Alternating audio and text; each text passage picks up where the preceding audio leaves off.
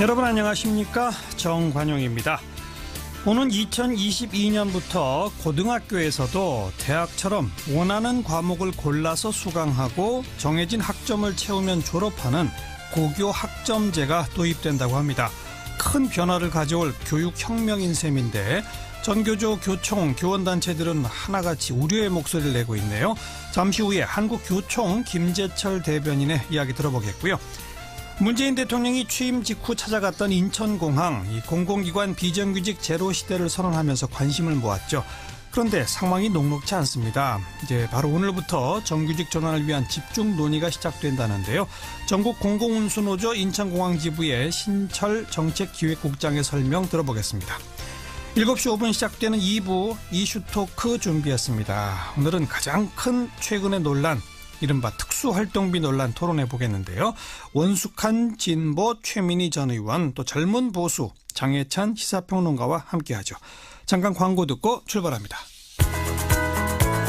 고등학생들이 희망 진로에 따라서 스스로 과목을 선택하고 기준 학점을 취득하면 졸업을 인정해주는 고교 학점제. 교육부는 2022년 전면 도입을 목표로 내년부터 100개 학교에서 시범 운영에 들어갈 예정이다. 오늘 발표했습니다. 근데 교원단체들은 우려의 목소리를 내고 있어요. 한국교총의 김재철 대변인 연결합니다. 김 대변인 안녕하세요. 네, 안녕하십니까. 네, 일단 교육을 다양화하고 학생들의 선택권 확대하고 이런 건 좋은 거 아닙니까? 네, 그렇습니다. 이제 기본적으로 이제 지금까지는 좀 과도한 수업 내지는 좀 대입에 좀 매몰된 그런 감이 있지 않습니까? 예. 예, 그래서 이제 앞으로 기본적으로는 그렇죠. 우리가 자기가 배운 과목을 그대로 이제 평가를 받고 또 그걸 가지고 대학교 내지는 또 여러 가지 그 진학으로 이어지는 게 제일 좋은 모습이기 때문에요. 예. 저희는 기본적으로 좀 찬성을 합니다. 기본 방향의 찬성이다. 네네네. 예. 근데 뭐가 문제라는 거죠? 근데 이제 아시겠지만 이게 고교 학점제라는 건 우리가 간단하게 기본적으로 좀 고민해 보면 네. 대학교에 우리가 입학하면은 여러 가지 과목을 개설해 놓고 아이가 이제 자기가 원하는 과목을 신청을 해서 수업을 듣는 그런 식이지 않습니까? 그렇죠. 그러려면은 아무래도 반찬이 많아야 되겠죠. 쉽게 말하면. 네. 그래서 과목을 일단 기본적으로 지금보다 대폭적으로 많이 좀 개설을 하고 다양화할 필요가 반드시 있고요. 예. 또 한 가지는 뭐냐면 그 과목을 개설을 함에도 불구하고 그 과목을 가르칠 수 있는 선생님이 또 반드시 필요하겠죠. 당연하죠. 예, 과목을 개설했는데 선생님이 없으면 또 이것도 기본적으로 수업이 이제 안 이루어지기 때문에. 예. 또 한 가지는 또 뭐냐면 그렇게 자기가 과목을 개설한 과목을 배우고 또 수업을 했는데 예. 자기가 배운 과목이 제대로 평가를 또 봐야 될 거 아닙니까? 예. 평가를 또 봐야 되겠죠. 평가를. 그럼요. 예, 그런데 지금처럼 보면은 지금은 이제 아시겠지만 내신을 평가하는 방법이 상대평가입니다. 그러면 쉽게 말하면 내가 지금 수업한 과목이 한 명이다. 나 하나밖에 없다. 네. 그럼 이게 지금 상대평가 하에서는 등급이 안 나와요. 비율이 안 나오기 때문에. 불가능하죠. 예. 그렇죠. 그럼 이제 그와 같은 문제가 나오기 때문에 기본적으로 학점제를 도입하려면 예. 상대평가로 바꾸는 작업이 반드시 필요하고요. 예. 또 한 가지는 뭐냐면 그와 같이 다양한 과목을 개설하고 자기가 수업을 했는데 예. 자기가 그에 따라서 평가를 또 받았단 말이에요. 예. 그러면 자기가 이제 기본적으로 평가를 받았단 말이에요. 예. 그러면 그 평가를 받은 성적이나 내신 방법을 가지고 대학교에 자기가 원하는 대학교에 입학할 그렇죠. 수 있는 시스템이 돼야 되겠죠. 예를 들면 예. 지금처럼 주요 과목 위주 내지는 좀 그리고 또 기본적으로 수능에 들어가는 과목. 알겠습니다. 예. 그런 쪽으로 돼버리면 이제 자기가 원하는 과목을 개설하기 힘들어지겠죠. 아무래도. 그러니까 이건 대입 제도의 변화도 반드시 동반돼야 된다 이런 말씀이시잖아요. 그렇습니다. 예. 네네네. 그러니까 지금 표현해 주신 과목을 다양하게 개설하고 교사들의 전문성을 제고하고 그 네네. 과목을 들은 평가를 절대평가 제도로 하고 그걸 근거로 대학에 갈 수 있도록 하는 이런 준비가 필요하다 이 말씀이죠? 그렇습니다. 그런데 이제 저희가 기본적으로 찬성하지만 또 나름대로 예. 고교 학점제가 지금과 같은 경우는 이제 기본적으로 학년제하고 지금 단위제 아닙니까? 몇 예. 단위만 있어하면 되는데 예. 요걸 근본적으로 바꾸는 시스템에 큰 변화가 오기 때문에 예. 그래서 이제 그렇게 하려면 아까 조금 전에 말씀드린 대로 그와 같은 큰 사안들이 네. 사전에 준비가 안 되면 예. 도입은 물론이고 안착이 안 되기 때문에 그래서 저희가 이제 기본적으로 전제 조건을 많이 좀 말씀을 드린 겁니다. 지금 네. 말씀해 주신 그런 준비를 하기 위해서 내년부터 100개 학교만 시범 운영하자는 게 정부 입장 아닐까요? 네, 이제 우선에 아무래도 이제 일반 학교에 바로 도입하기가 어렵기 때문에요. 네. 그래서 기본적으로 정구학교 내지는 선도학교를 지정해가지고 그렇죠. 실질적으로 한번 제도를 도입해 보면 어떤 문제점이 나오는지 예. 또 그 이후에 일반 학교에 확대하기 위해서는 뭐가 필요한지가 나름대로 이제 강구가 되겠죠. 그렇죠. 예, 그렇습니다. 그러니까 시범 운영에는 찬성하시는 거죠, 교총은? 예, 뭐 이제 저희는 오히려 일반 학교 바로 시행하는 거는 기본적으로 또 지금 할 수도 없을 뿐만 아니라 못하죠. 또 예. 조금처럼 그와 같이 하려면 아무래도 여러 가지 조건들이 많이 필요하기 때문에 예. 기본적으로 좀 시험 학교는 필요하다 이렇게 봅니다. 예. 네. 그러니까 교총은 한마디로 방향에 동의, 그러나 충분한 네. 준비를 하고 천천히 갑시다 이건가요? 그렇습니다. 왜냐하면 그래서 이제 이게 뭐냐면 아마 제가 볼 때는 이제 정부에서는 2022년도가 되면 네. 전면적으로 도입을 하겠다 이렇게 말씀을 주셨는데요. 예. 제가 볼 때는 오히려 조금 전에 말씀을 드렸지만 근본적으로 교육을 바꾸는 대작업이기 때문에 예, 오히려 이 정부가 공약을 했다 그래서 무조건 이 정부 내에 도입을 하고 나름대로 성과를 도출하는 데만 좀 약간 몰두할 게 아니고 아하. 최소한 충분하게 준비를 해서 이 정부의 설사 도입이 어렵더라도 예. 제가 볼 때는 준비를 보다 정교하게 해서 나중에 도입했을 때 혼란이 없도록 하는 게 제가 볼 때는 더 중요하다. 예, 이렇게 예. 저는 좀 생각합니다. 2022년 전면 시행을 딱 못 박지 말아라 이 말씀이군요. 그렇습니다. 네네. 네. 그런데 또 한 가지 변수는 지금 이제 그 학령 아동이 점점 줄어들지 않습니까? 네네. 앞으로 5년, 10년 안에 상당히 큰 폭으로 줄어들기 때문에 사실 고교의 교사 대 학생 수 비율 이런 것도 이제 상당히 좀 선진국 수준으로 가고 있잖아요. 네, 그렇습니다. 그렇다면 우리 교사분들도 이런 식의 그 다양한 과목을 개설해서 뭐 네. 학년에 관계없이 소수의 학생이라도 듣게 하는 이런 거는 교사들한테도 좋은 거 아닐까요? 기본적으로 이제 그 학점제 제도가 기본적으로 갖는 여러 가지 좋은 점이 많기 때문에 예. 제가 볼 때는 학점제를 도입하려면 방금 말씀드린 대로 교과목 내지는 교사 수급도 필요하지만 예. 사전에 예비교원을 양성하는 그 단계부터 예. 그와 같은 걸 고려해가지고 교사를 양성하는 것이 반드시 필요합니다. 왜냐하면 기본적으로 우리나라는 지금 이제 그 목적형 기본적으로 그 사범대학이기 때문에 예. 그 교대나 사범대학교 외에 다른 대학교에서 교사를 좀 들어오기 힘들어요. 그렇죠. 그렇다면 뭐냐면 예비교사들이 양성하는 그 단계부터 네. 고교 학점제를 염두에 두고 어느 정도 그 과목에 개설이 많이 되고 있는 또는 수요가 많은 그런 과목들 위주로는 최소한 미리 준비하는 게 필요하다 그렇게 보여집니다. 교원 양성 체계도 또한 개혁이 동시에 필요하다. 그렇습니다. 그리고 그렇습니다. 대학 입시제도도 개혁이 필요하고 정말 큰 작업이네요. 이거는요 아마 제가 볼 때는 지금 사실은 이제 기본적인 물리적인 그와 같은 조건들은 제가 볼 때는 정부가 어느 정도 집중을 하고 또 하면 되는데 아마 아이들이 가장 관심이 많은 분야는 뭐냐면 자기가 배운 과목을 가지고 대학교에 과연 갈 수가 있느냐 이 문제거든요. 그렇겠죠. 왜냐하면 제가 이제 배우지만은 또 설사 과목이 개설 안 되면 안 배우면 그만이에요. 근데 문제는 뭐냐면 그렇더라도 자기가 배운 과목이 대학교에 어떻게 반영이 되고 또 내가 배운 과목이 어떻게 평가를 받고 하는 부분이 제가 볼 때는 더 또 큰 문제가 될 수 있다 이렇게 봅니다. 그렇죠. 그리고 규모가 작은 그 농어촌 고등학교들이 있지 않습니까? 그렇습니다. 그런 데들은 다양한 과목을 개설하고 싶어도 어렵지 않을까요? 예, 그런 데는 이제 기본적으로 그 교사 수급도 어렵고요. 또 이게 또 멀다 보니까 이제 지금 정부에서 생각하는 게 뭐냐면 한 학교에서 개설이 어려우면 인근 학교에 가서 이제 같이 공동으로 개설을 하고 아니면 또 그게 또 안 되면 이제 온라인으로 강의를 하겠다 이런 방식입니다. 아, 온라인 강의까지. 네네네. 근데 문제는 뭐냐면 대도시나 이런 데는 학교가 비교적 인근에 있기 때문에 이동 내지는 또 가는 데는 문제는 안 되지만 농어촌은 멀죠. 소도시 이런 데는 멀기 때문에 또 가는 과정에서 여러 가지 안전사고 문제, 이동의 불편함 같은 게 있기 때문에 아무래도 큰 도시에 비하면 작은 도시 내지는 농산 어촌 같은 경우는 좀 조금 이렇게 좀 차등이 나올 수밖에 없다, 좀 불리할 수밖에 없다. 그와 같은 판단이 듭니다. 거기에 대한 대책도 또한 동시에 강구해야 한다. 그렇습니다. 이게 한두 가지가 아니에요. 굉장히 이게 좀 많습니다. 뭐 교총도 일단 방향에는 동의하시니까 이걸 그 가능한 한 좀 조기에 이 정착시킬 수 있도록 적극 협조하실 거죠? 정부가 그렇습니다. 정부랑 반대해서 뭐 이런 건 아닌 거죠? 저희는 반대를 하지 않습니다. 알겠습니다. 오늘 여기까지 말씀 듣죠. 고맙습니다. 감사합니다.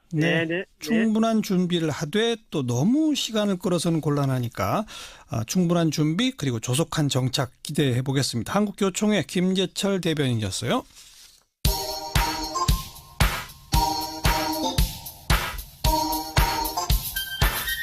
시사자키 정관용입니다. 여러분은 지금 CBS 라디오와 함께하고 계십니다. 저는 출근길 김현정의 뉴스쇼 김현정입니다. 문재인 대통령이 지난 5월 취임한 후에 첫 외부 일정으로 인천공항을 찾아서 공공기관 비정규직 제로 시대를 선언했습니다. 그런데 지금 벌써 6개월이 흘렀는데 아직 하나도 진척되고 있지는 못해요. 게다가 갈등이 또 벌어진답니다. 최근 공청회에서 기존의 인천공항공사 정규직과 비정규직 간의 갈등이 고성과 막말로 터져나오기도 했다는데 이제부터 이번 주부터 좀 집중적인 논의가 시작된답니다. 이 비정규직 노조 쪽 입장을 들어보겠습니다. 전국공공운수노조 인천공항 지부의 신철 정책기획국장입니다. 신 국장님 안녕하세요. 네, 안녕하세요. 6개월 지났는데 아직 하나도 안 된 거죠. 지금까지 이제 어떻게 할지 방향만 모색한 거죠. 논의가 많이 진행됐고요. 아, 그래요? 노사 간 쟁점을 확인했다 이렇게 저는 생각하고 예. 오늘도 지금 2시부터 진행된 회의가 지금도 하고 있습니다. 아, 그래요? 이번 주에는 예. 합의를 위해서 노력하고 있습니다. 예. 지금 인천공항에 전체 직원이 몇 명이고 그중에 정규직이 몇 명, 비정규직이 몇 명이에요? 네, 지금 이제 올해 연말까지 다 뽑힐 것까지 감안하면요. 네. 약 13,000명 정도 되는 거고요. 예. 그중에 이제 정규직은 기획 관리 사무직에 약 1,250명 정도가 일하고요.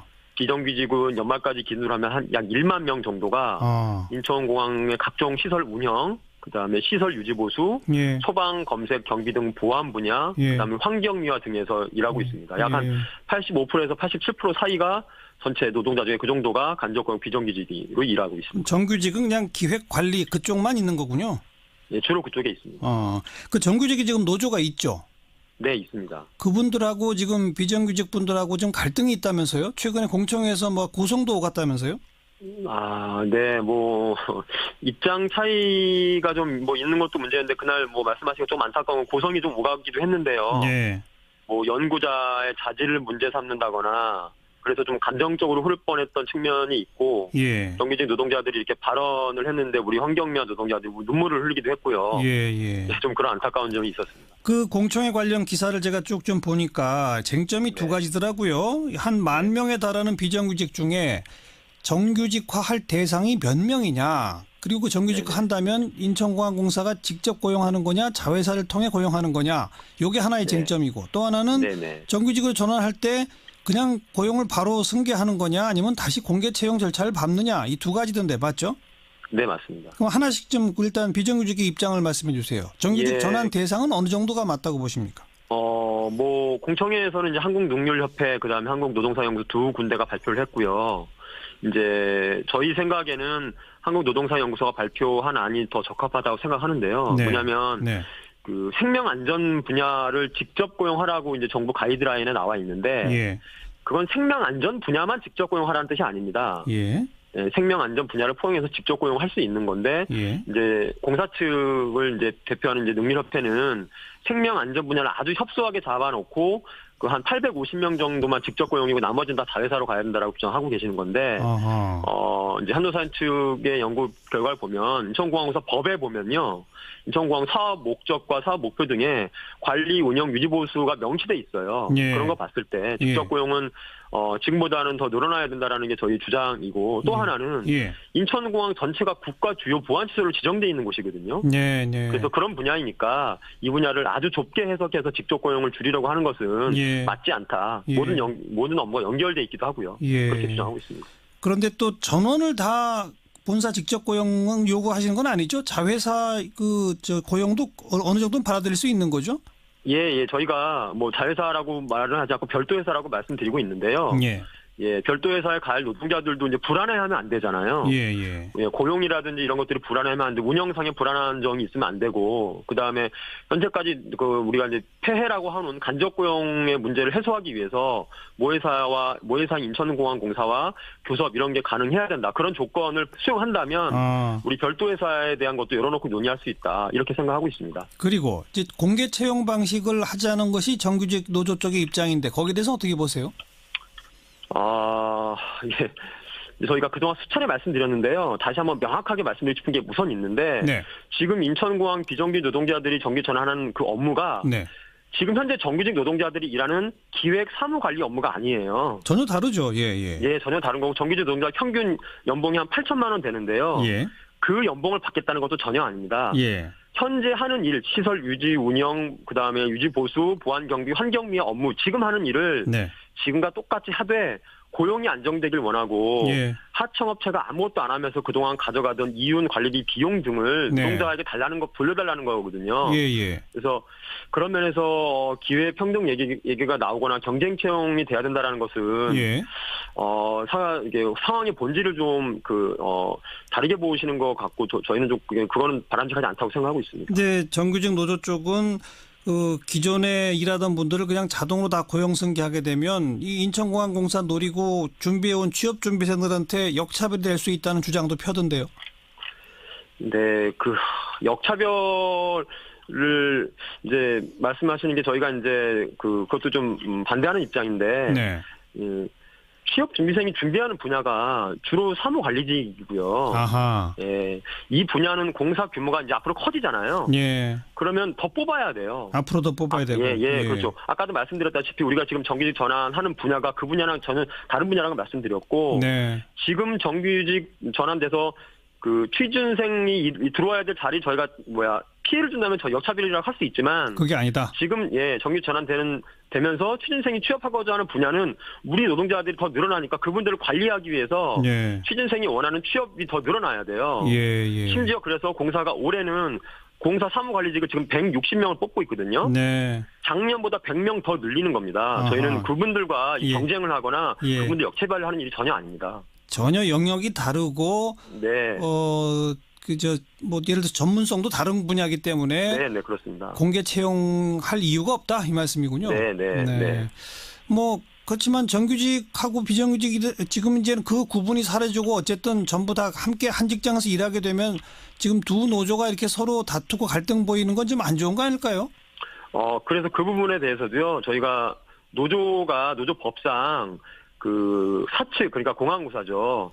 공항공사와 이제 3자가 합의를 하면 현재 각자의 단협이라든 이런 것들 다 보존하고 예. 각각 따로 공항공사와 교섭할 수 있게끔 저희는 다 그렇게 하겠다. 예. 그래서 정규직 노조의 권리를 침해하거나 이렇게 안 하겠다라는 걸 이미 말씀드리고 있는 상황입니다. 알겠습니다. 그 부분에서는 전혀 걱정 안 하셔도 될 거라고 생각합니다. 이번 주부터 집중 논의가 된다니까 좋은 결과를 좀 내주셔야 다른 공공기관에도 좀 모범이 될 것 같아서요. 좀 기대하면서 지켜볼게요. 맞습니다. 고맙습니다.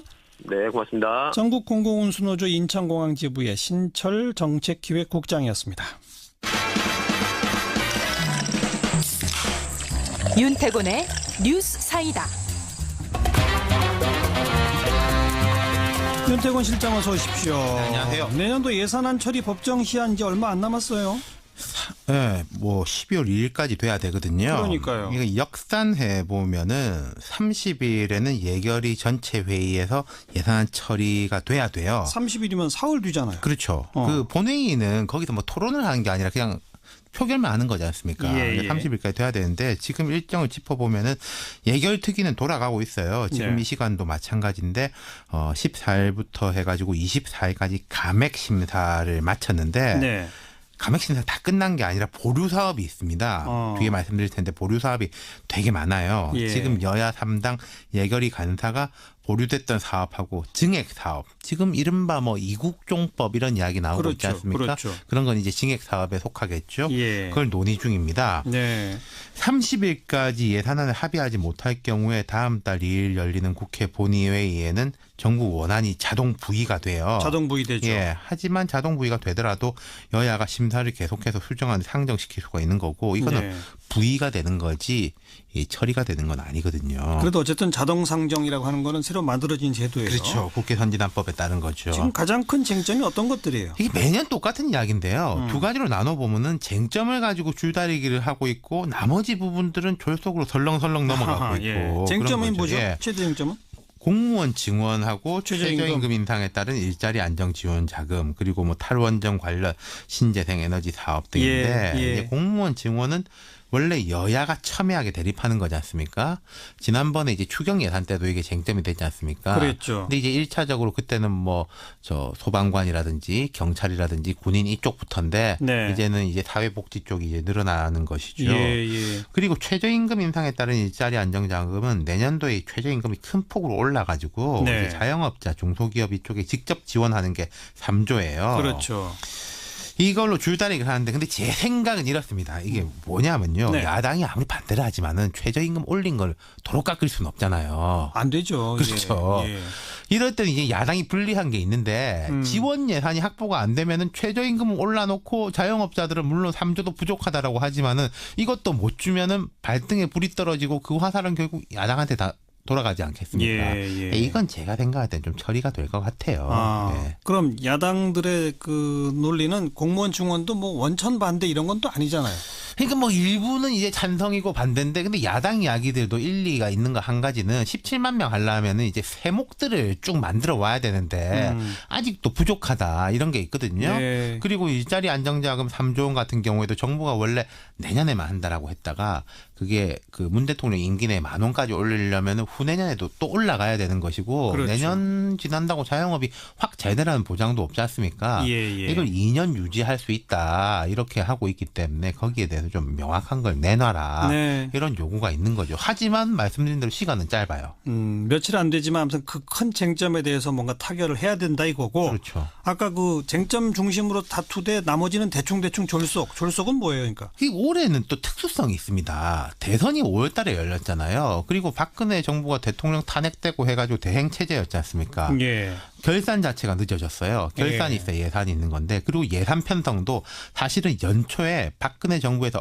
얼개를 잡아놓은 것을 새 정부가 5월, 6월부터 수정한 거거든요. 그러니까 예산 편성 자체가 시간이 별로 없었고 국감도 추석 연휴가 길어가지고 밀렸잖아요. 아하. 전반적으로 앞차 뒤차 쫙 밀려가지고 이게 그냥 넘어가게 돼 있는 게 급하게 지금 허겁지겁 그냥 하는 그렇죠. 거군요. 예. 이건 참 구조적인 문제도 있는 거예요. 예. 뭐 누구 잘못을 떠나가지고 지금 그 예결위에서는 이게 아까 말씀드린 증액 사업하고 보류 사업을 투트랙으로 심사를 하고 있는데 예결위의 보류 사업이 172개. 172개. 예.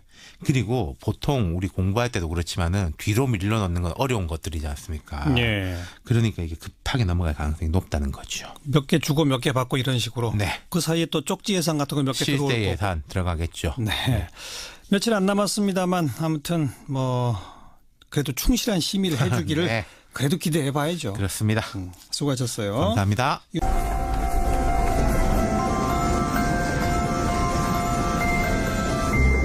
시사잡기 2부 오늘 하루 화제가 된 뜬 뉴스들 정리하면서 출발하죠. CBS의 김현지 기자 안녕하세요. 네, 안녕하세요. 첫 소식은요?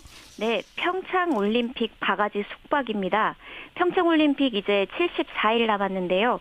그런데 올림픽 기간에 숙박 가능한 곳을 알아봤더니 10곳 중 2곳에 불과했고요. 네. 그마저도 가격이 12평짜리 2인실이 44만 8천 원, 13명까지 쓸 수 있는 60평짜리 방은 무려 178만 원에 달했습니다. 너무 비싸네요. 벌써 다 예약이 차서 그런 거예요?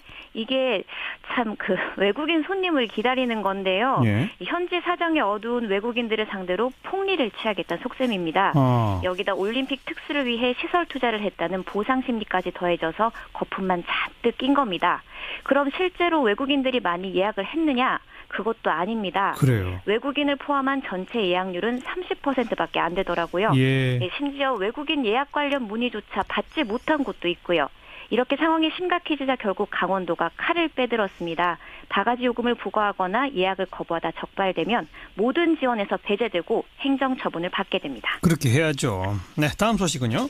네, 인도네시아 발리섬의 아궁 화산이 본격적으로 분화를 시작했습니다.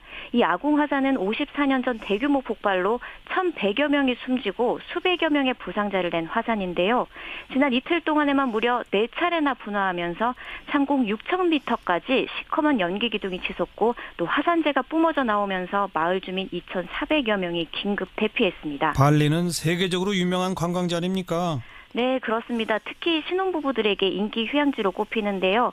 하지만 화산재로 인한 비행 사고가 우려되면서 오늘 오전 6시부터 이웃섬인 록봄 국제공항이 잠정 폐쇄됐습니다. 또 발리로 연결되는 445편의 이착륙 항공편이 모두 취소되면서 현재 승객 5,900여 명이 발이 묶여 오도 가도 못하고 있습니다. 예. 전문가들은 이번엔 대분화 발생 가능성은 적지만 그래도 완전히 배제할 수는 없다면서 각별한 주의를 당부했습니다. 네, 다음 뉴스요. 네, 5.18 민주화운동 당시 발포 명령을 거부했던 고 안병하 경무관이 특별 승진했다는 소식입니다.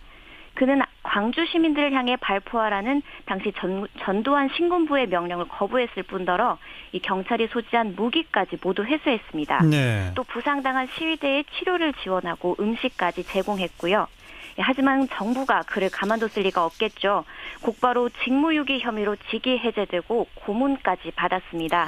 한 달 뒤 결국 퇴직했지만 후유증이 시달리다 3년 뒤 숨졌습니다. 그로부터 18년 만에야 국가유공자로 또 약 30년 만에 한계급 높은 치안감으로 특진 추서를 받았습니다. 국가유공자가 됐다면 그 재직 중에 사망하지 않아도 그게 인정이 되나 보죠? 네, 이 순직한 경찰 공무원도 특진할 수 있도록 바로 한 달 전에 시행령이 개정된 건데요. 네. 인권 경찰의 표장이었던 안경무관의 특진 소식이 알려지면서 누리꾼들은 부끄러운 역사에 자랑스러운 의인이다. 2계급 승진으로는 부족하다. 또 죽을 줄 알면서도 총 수거하고 시민들을 도운 참다운 경찰이라면서 존경과 감사를 보내고 있습니다. 네, 고맙습니다. 네, 감사합니다. CBS 김현지 기자였습니다.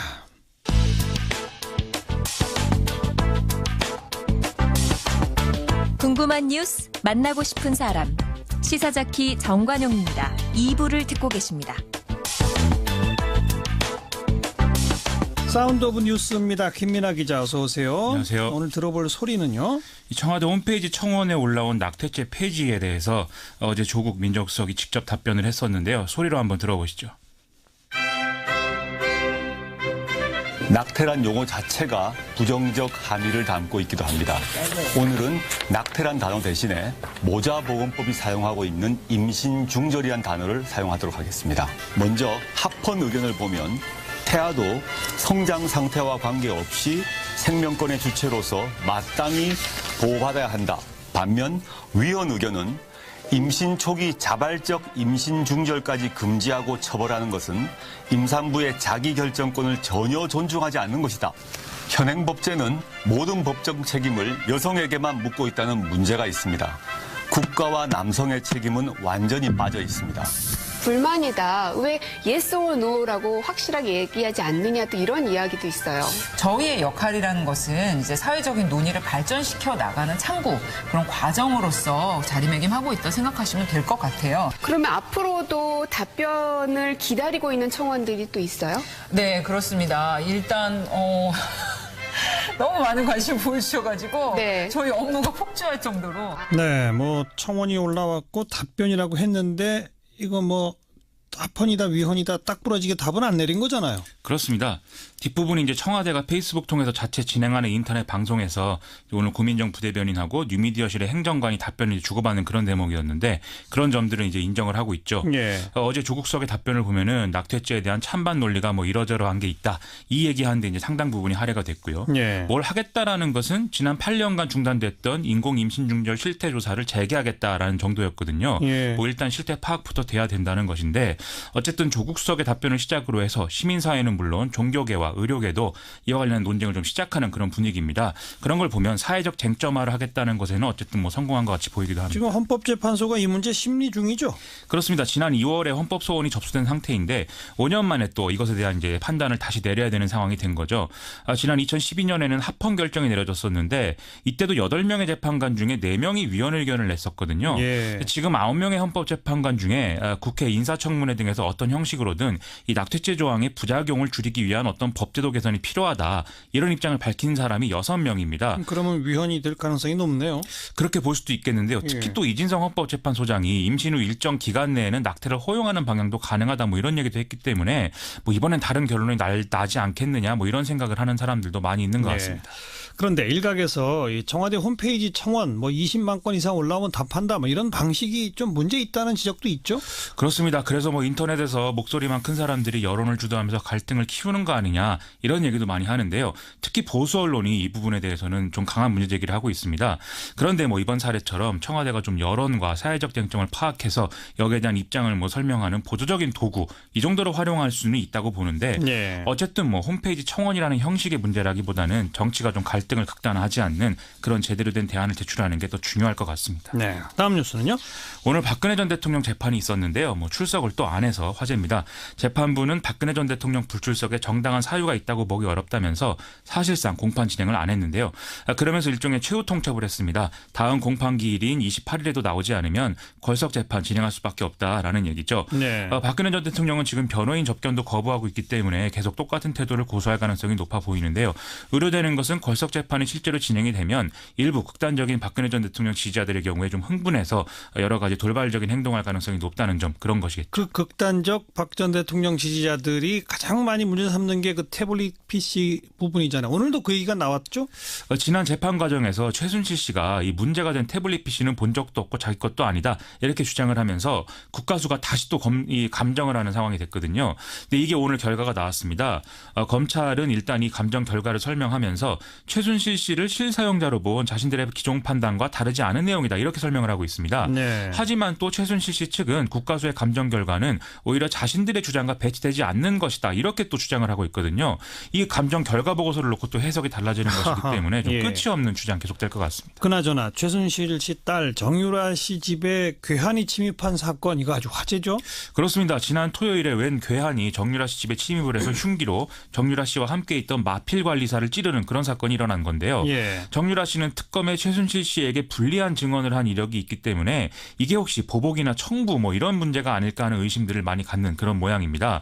그런데 오늘 경찰은 범인인 이모 씨가 카드빚을 갚기 위한 범행을 벌인 것이고 어떤 정치적 목적이나 배후는 없다는 쪽에 가까운 그런 판단을 일단 내리고 있다. 이렇게 설명을 하고 있습니다. 단순 강도란 얘기잖아요. 그렇습니다. 근데 왜 하필 정유라 씨 집을 대상으로 삼았을까요? 이 범인이 생각하기에 아마도 이 집에는 이 계좌나 이런 것이 아니라 현금을 통해서 이제 현금을 갖고 있는 형태로 돈을 갖고 있을 거다. 이렇게 생각을 했다는 거고 예. 자기가 범행을 해도 최순실 씨는 감옥에 있기 때문에 신고를 못하지 않겠느냐 이런 생각을 했기 때문이라고 하는데요. 예. 또 범인이 현장에서 휴대전화로 누군가와 통화를 했다고 해서 이게 배후가 있다는 거 아니겠느냐 이런 의심도 많이 얘기가 나오는데 일단 경찰은 현장에서 통화를 실제로 한 게 아니라 범인이 통화를 하는 척만 한 것으로 파악을 하고 있습니다. 이것에 대해서 범인은 자기에게도 뭔가 배후가 있는 것처럼 보여야 보복을 당하지 않을 것으로 생각을 해서 연극을 한 거다 이렇게 진술을 하고 있다고 합니다. 참 한 이상한 사람의 해프닝이로군요. 그렇게 보입니다. 다음 뉴스는요? 다음 달 초중순에 실시될 원내대표 경선을 앞두고 자유한국당의 내용이 지속되고 있는데요. 친박계 홍문정 의원과 비박계 김성태 의원의 양강구도다라고들 하는데 양측의 신경전이 그야말로 볼만합니다. 홍준표 대표는 주말 동안 페이스북에 연이어 글을 써서 친박계 인사들을 비난했는데요. 이에 대해서 오늘 아침 최고위에서 친박계 김태웅 최고위원이 대표가 원내대표 선거에 개입하면 안 된다 이렇게 경고를 또 했습니다.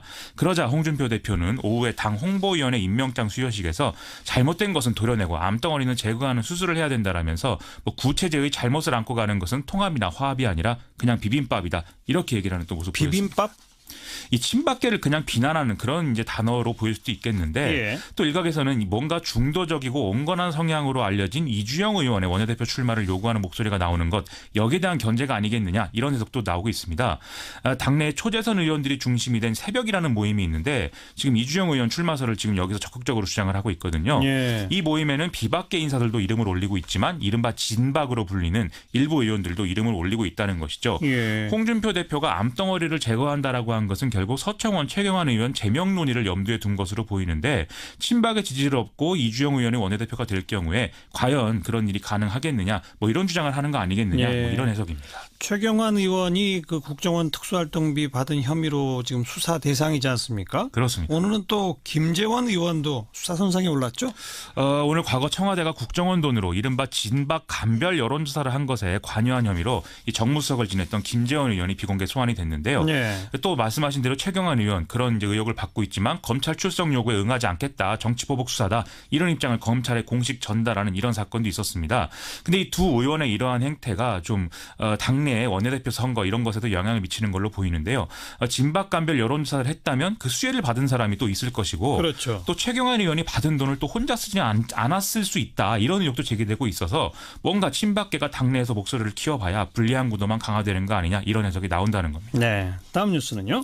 가계대출 금리가 2년 9개월 만에 최고 수준이라는 보도인데요. 오늘 한국은행 발표에 따르면 10월 은행권에서 신규로 취급한 대출 중에 가계대출 금리가 3.5%로 전달보다 0.09포인트 오른 것으로 나타났습니다. 상승폭만 봐도 지난 1월 이후인 9개월 만에 또 가장 높은 수준이라는 거죠. 네. 상품별로 볼 때 주택담보대출이 9월보다 0.08%포인트 상승한 걸로 나타났고 중도금, 잔금 대출을 포함한 집단대출 금리가 0.24%포인트 뛰었다는데요. 이런 현상은 한국은행의 기준금리 인상에 대한 기대 심리가 선반영됐기 때문이기도 한데 최근에 이제 부동산 대책의 영향도 있는 것으로 해석이 되고 있습니다. 또 정부가 대출 규제 강화를 예고한 것 이것도 부동산 시장에 영향을 미치고 있잖아요. 이 내년부터 이른바 신 DTI 규제를 실행한다 이 내용인데 상환 능력을 평가할 때 이전에 바로 거주하던 주택뿐만이 아니라 소유한 모든 주택 그리고 기타 부채까지 다 포함한다라는 내용인 것이거든요. 또 내년 가을에는 DSR 기준이 강화가 돼서 주택담보대출이 아닌 일반 대출 부담까지 상환 능력 평가 기준에 포함을 시킨다는 건데 그러면 지금 다주택자인 사람이 빚내서 집을 사서 사실상 또 임대사업 규모를 늘리는 이런 일들은 매우 어려워질 가능성이 높다는 겁니다. 그렇죠. 일선 부동산을 취재한 이런 보도들을 보면 확실히 이게 지금 시장에 큰 영향을 미칠 것으로 보이는데요. 하지만 또 선의의 피해자랄지 또는 뭐 가계대출 부담 가중의 역효과 이런 것도 있을 수 있기 때문에 보완 대책도 필요한 상황인 것 같습니다. 네. 그리고 정부가 오늘 주거복지 로드맵이라는 걸 내놨죠? 그렇습니다. 오늘 당정 협의를 통해서 문재인 정부의 주거정책의 청사진이라고 할 수 있는 주거복지 로드맵의 핵심 내용들이 공개가 됐는데요.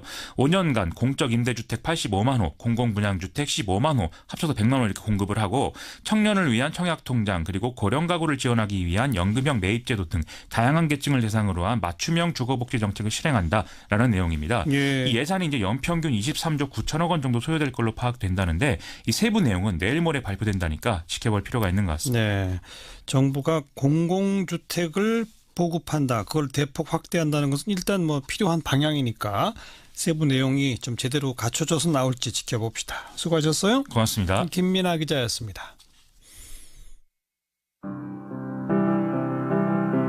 네, 매주 월요일 꾸며드리는 이슈 토크 원숙한 진보 최민희 전 의원 젊은 보수 시사평론가 장혜찬 씨 두 분과 함께하는 시간이죠. 오늘은 가장 뜨거운 논란의 대상 특수활동비 이게 뭐 국정원 특수활동비 또 검찰 특수활동비 뭐 국회 특수활동비 여기저기서 다 지금 문제가 터지고 있는 그런 사안입니다. 두 분의 목소리 좀 듣겠습니다. 최민희 전 의원 장혜찬 씨 어서 오십시오. 안녕하세요. 안녕하세요. 네. 지금 아주 특활비가 진짜 제일 큰 쟁점이죠? 그렇죠. 특활비라는 것이 영수증을 없이. 첨부하지 않아도 되고 뭐 국정원 같은 경우는 사후에 특활비를 쓴 요목도 어디에도 검증받지 않기 때문에 그렇죠. 이건 논란이 불가피한 거죠. 사실은 특활비라는 개념 자체가 네, 그런 것 같습니다. 예.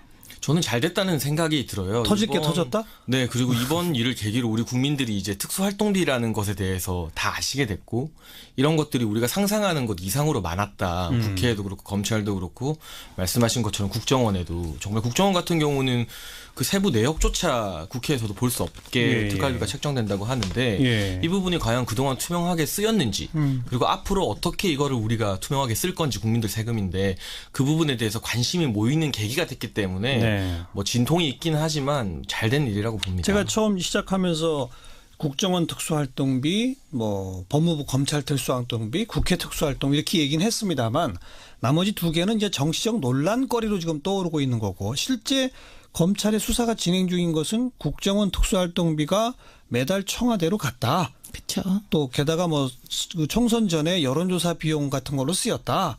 또 여당 중진 의원이 그걸 뭐 받았다. 뭐 이런 거 아니겠어요? 지금 그러니까, 검찰의 수사에 대해서 어떻게 보세요? 최민희 전. 그러니까 일반적인 의미의 특활비가 제도적으로 개선되어야 될 여지가 있다는 일반론이고요. 네. 이제 지금 가장 크게 핫 이슈가 된 거는 청와대의 국정원 특활비 일부가 한 40억 정도가 상납되었는데 그 상납된 특활비가 어디에 쓰였는지 출처가 모호하고 대개 보면 문고리 3인방에 의해서 은밀하게 관리되어서 박근혜 대통령의 개인 쌈짓돈처럼 쓰인 의혹이 짙다. 지금 이런 얘기이고요. 그렇죠. 예, 그리고 또 하나는 이제 지난 총선 때 청와대에서 진박 감별을 위한 여론조사를 했는데 네. 그 여론조사 비용 깎아서 5억을 국정원이 대납했다. 네. 그래서 이게 정파적으로 쓰여서는 안 되는 돈이 진박, 그 정파적인 것 중에 더 정파적인 진박 감별 여론조사에 쓰였다. 그래서 오늘 김재현 의원이 지금 검찰에 나가서 수사를 그렇죠. 예, 조사를 받고 있는 겁니다. 그래서 이 국정원의 특활비가 청와대가 상납됐다는 건 범죄 의혹이고요. 예, 그리고 일반적인 특활비의 문제는 제도적으로 특활비가 조금 더 투명하게 쓰일 수 있는 제도 개선을 해야 되는 일반적인 문제니까 두 개는 완전히 구별돼서 토론이 돼야 될 것 같습니다. 최경환 의원권도 하나 여기 포함되어 있는 거고. 그렇죠. 그중에 이제 국정원의 특활비 일부가 또 최경환 의원에게 1억 정도 보내지고 그것이 국정원의 예산을 따기 위한 기름칠한 돈이다. 그리고 최경환 의원은 그것을 개인적으로 썼다. 지금 이런 혐의를 받고 있는 것이죠. 이건 다 범죄다. 그렇죠. 장혜찬 씨 어떻게 보세요? 검찰의 수사에 대해서. 맞는 말씀만 하셔서 제가 뭐 반박을 하기는 사실은 어렵고요. 국정원의 특수활동비 같은 경우 우리 국가 안보를 위해서 비밀스럽게 쓰여야 할 영수증 처리를 피치 못할 사정으로 못하는 경우에만 써야 되는 것입니다. 비밀 공작 자금 이런 뭐 거겠죠. 그런 것이죠. 국가 안보를 위해서라거나 뭐 여러 가지가 케이스가 있을 수도 있겠죠. 그런데 예를 들어서 5억 원 청와대에서 현기환 전 정무수석이 국정원에 먼저 의뢰를 했다고 알려집니다. 여론조사 자금 필요하니까 올리라고. 그래서 그것을 이제 현 전 정무수석이 사퇴하고 김재환 전 정무수석 재임 당시에 일을 하고 있을 때 그 진박 감별 여론조사, 쉽게 말하면 대구 경북 지역의 여론조사를 청와대에서 하고 그 돈을 국정원이 지급한 건데, 대구 경북 지역 경선용 여론조사가 국가안보랑 무슨 상관이 있는지 대다수의 국민들이 이해하기 힘들 것 같고요.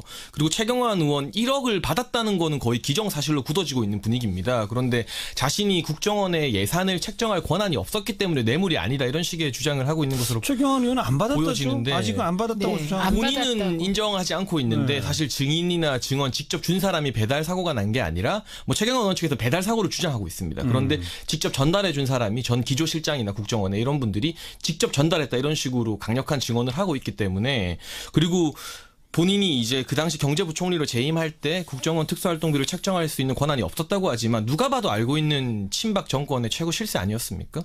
그렇기 때문에 이게 뇌물죄로 성립할 여지가 다분하다고 보여지고 검찰의 조사에도 충분히 응해서 성실하게 답해야 될 의무가 있는데 지금 피하고 있거든요. 검찰 조사 불응하겠다. 이렇기 때문에 이 검찰 조사 자체가 무리하거나 정치 보복이라고 보여지진 않고요. 제가 지난 방송에서 정치 보복, 뭐 적폐청산 잘 구분해서 현명하게 해야 된다고 말했지만 이 부분에 대해서 검찰의 조사를 가지고 적폐 청산이 아닌 정치 보복이라고 주장하기에는 어폐가 많은 것 같습니다. 네. 그런데 자유한국당에서는 차제에 특검을 도입해서 김대중 노무현 정부 때 거 좀 해보자 이렇게 나오는데 그건 어떻게 생각하세요? 이제 간단하게 세 가지 이유가 있을 것 같은데요. 첫 번째 이제 외부에 적이 있어야만 당대표 리더십이 강화되거든요. 정치적으로. 지금 뭐 또 여전히 구친박들과 친홍이라고 할 수 있는 비박들 간의 개파 싸움, 또 원내대표 선거 앞두고 치열한데 외부의 적을 만들어서 이 당대표 리더십을 강화해서 똘똘 뭉치자는 이유도 있을 수 있고, 두 번째가 가장 크다고 봅니다. 검찰에게 이제 정치적으로 부담을 주려는 것 같아요. 우리도 이렇게 가만히 있지 않겠다. 너네 좀 알아서 좀 잘 해라 이런 것 같고, 세 번째가 이제 김대중 노무현 정권 시절 언급하는 것은 여론전인데 자유한국당도 이 특검법이 통과가 안 될 가능성이 높다는 거 매우 잘 알고 있을 것 같습니다. 그런데 이 과거의 일을 끄집어내므로써 우리만 적폐가 아니고 관행이었고 정권 잡으면 다 하는 일이다 이런 식으로 여론전을 펼치려는 것으로 보이는데요. 시기적으로 홍준표 대표가 이거 물타기 아니라고 주장하고 있지만 국민들 눈에는 국정원 특활비로 주로 자유한국당 전현직 의원들이 수사를 받게 된 상황에서 굳이 검찰 특활비 얘기나 전 정권 이야기를 지금 상황에서 꺼내는 것은 타이밍적으로 봤을 때 물타기라는 의혹을 강하게 받을 수밖에 없죠. 최민희 전 의원 어떻게 보세요? 근데 우리가 방탄국회라는 말은 많이 들어봤는데 방탄특검법은 제 기억상 처음 같아요. 그래서 저는 이 본질이 지금 말한 그런 배경이 있지만 본질은 최경환 방탄특검법이라고 봅니다. 네, 그래서 최경환 의원이 지금 검찰 소환에 불응하겠다는 걸 이미 밝힌 상태인데요. 저는 우리나라에서 무소불위의 검찰이 소환했을 때 나 가지 않을 거야. 이렇게 외칠 수 있는 사람이 몇이나 될까. 정말 특권적인 태도인 것 같고요. 네. 그리고 오늘 저는 어저께 이제 정우택 대표는 이번 특검법에 지금 현재 진행되고 있는 국정원 특활비 수사도 다 늦차 이렇게 주장을 했고 홍준표 대표는 페북 등을 통해서 계속 그건 아니라고 했는데 결국은 들어갔습니다. 그러니까 이게 방탄 특검법임이 분명해진 거죠.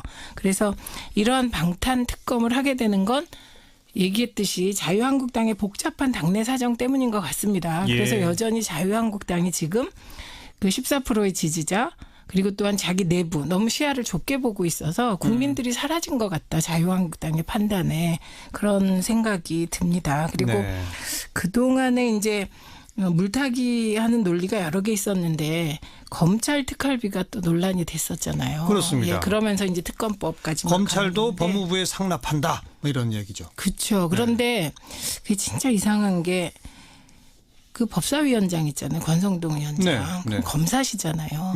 그래서 실제로 검찰이 예산 편성권이 없다는 걸 잘 아세요. 그런데 어떻게 그런 말을 하는지. 이게 법무부가 이제 검찰 특활비 예산까지 다 편성을 해서 그렇죠. 쓰는 거 아닙니까? 법무부가 받아가지고 검찰에 넘겨주는데 지금 자유한국당이 문제 삼는 거는 법무부도 검찰 활동을 할 때 필요한 돈은 남기고 넘겨준다고 그러는데 검찰 활동이 아닌 돈으로 한 2~30억씩 꼭 남기지 않느냐. 이제 그걸 문제 제기를 하더라고요. 근데 그 106억 남기고 넘기잖아요. 285억 중에. 그러니까 그 106억 중에 한 2~30억은 검찰 활동하고 무관한 거 아니냐 이렇게 주장합니다. 네, 그게 이번에 이제 그 국감 중에 밝혀졌는데 이게 밝혀져서는 안 되는 건데 어쨌든 시시콜콜 밝혀졌습니다. 그 중에 90억 정도는 정보활동비였다. 네, 그런 얘기거든요. 그러니까 그거는 법무부가 쓰는 게 아닌 것이죠. 네. 어떻게 보세요? 그 법무부 검찰 그 얘기는. 우선 검찰 이야기 먼저 하면 자유한국당이 이 시점에서 굳이 검찰의 특활비 또 권성동 의원 같은 경우 자신이 법무부 검찰로 근무할 때 500만 원씩 받았다. 이런 말을 했는데 시점이 대단히 저는 부적절하다고 봅니다. 지금 이 시점에서 이걸 마치 국정원 특활비 수사와 물물 교환하는 식으로 이 검찰 특활비를 끄집어낸 것은 국민들 보기에 아무리 의도가 순수하다 하더라도 안 순수해 보일 수밖에 없죠, 당연히. 그런데 이제 이 부분을 우리가 짚고 넘어갈 부분은 하나 있는 것 같아요. 검찰 특활비 같은 경우는 이제 범죄정보 수집 활동이나 특별 수사 활동에 쓰이도록 되어 있어요. 근데 예산 같은 경우는 검찰에서 편성해서 상납하는 방식은 아니고 법무부와 검찰의 공동으로 배정된 것들을 이제 뭐 나누는 것. 이게 상납이라는 단어를 쓰는 건 좀 부적절하다고 보는데요, 저도. 근데 만약에 권성동 의원 주장처럼 그 당시에 어떤 검찰 직원들에게 뭐 법의 날 행사를 잘 치렀다고 해서 500만 원을 주거나 그 당시 일반 직원들에게 그런 식으로 정기적으로 어떤 특별 수사 활동과 관여없이 월급에 가외돈처럼 돈이 주어지는 관행이 있었다면 그 관행은 이 국정원 특활비 부분이랑은 무관하게 우리가 이것 또한 하나의 적폐일 수 있기 때문에 좀 바로 잡아야 될 것 같은데요. 지금 뭐 최민희 의원님 맨 처음 말씀하셨던 것처럼 이 국정원 특활비를 청와대에서 문고리 3인방이 쓴 것들은 만약에 사실이라면 범죄이지 않습니까? 그 범죄랑 이 검찰의 어떤 관행, 안 좋은 관행이겠죠. 예를 들어 사실이라면 그것을 마치 물물 교환하듯 정치적으로 바터하듯이 이렇게 논쟁화시키는 것은 이것을 정쟁화하려는 의도로밖에 안 보이기 때문에 그 부분에 대해서는 시기와 그리고 발언 강도를 자유한국당에서 좀 숙고해서 가려야만 국민들에게 진정성을 보여줄 수 있을 거라고 생각됩니다. 그리고 홍준표 대표 물타기 이야기 잠깐만 하면 홍준표 대표 같은 경우는 계속해서 이 최경환 의원이 수사받고 있는 박근혜 정부 시절에 국정원 특활비는 이번 특검에 포함을 안 시키려고 했습니다. 그래야만 이 최경환 의원이 수사를 거부할 명분이 없어지고 현재 검찰 수사대로 이게 진행이 되어야 되는 건데 이 당내 결국 친박들 정우택 원내대표나 이런 범친박들의 여론에 밀려서 결국에는 박근혜 정부 것까지 최경환 의원이 원했던 대로 이 특검에 포함시켜서 발의를 했거든요. 이 정말 물타기가 아니고 홍준표 대표의 발언이 진정성이 있었다면 어떻게든 포함을 안 시켰어야 되는데 그걸 포함시켜서 발의했다는 것은 그 진정성을 의심받을 수밖에 없는 상황을 자초한 것이죠. 리더십에도 좀 문제가 있다고 봅니다. 오늘은 두 분이 거의 그 견해 차이가 없으신데요? 네, 없는데요. 대체로 일치하는 상황인 것 같은데. 근데 이제 특활비 자체를 없앤다거나 이제 좀 아까 그 이제 법사위원장의 고백에 의해서 법무부 장관이 이제 법무부에 배정된 특활비를 잘못 썼다. 네. 이제 이런 얘기가 있는데 그 당시에 어떤 논의가 있었냐면 그건 이제 저희 당이 주장한 거예요. 네. 그 당시에. 네. 그러니까 이게 그러지 말고 검찰이 자체 예산 편성을 하게 하자. 아예 그냥? 네, 그런 얘기를 했습니다. 그런데 이것도 또 만만치 않았던 거죠. 왜냐하면 검찰이 직접 예산 편성을 하게 되면 검찰이 정치권에 로비를 하러 다녀야 되잖아요.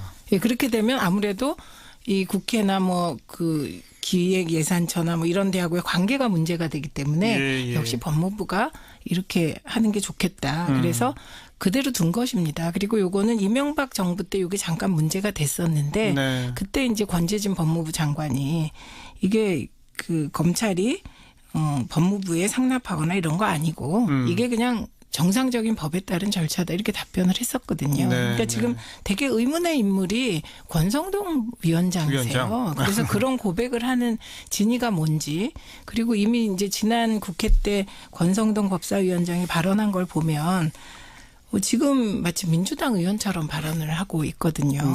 그래서 저는 제도 개선이 필요한 건 이런 것 같습니다. 그러니까 참여연대가 법무부가 쓴 특활비 내역을 분석을 했더라고요. 그러니까 정보활동비를 뺀 나머지 내역들을 분석해 보니 그거는 그냥 공개해도 되는 것들 아니냐.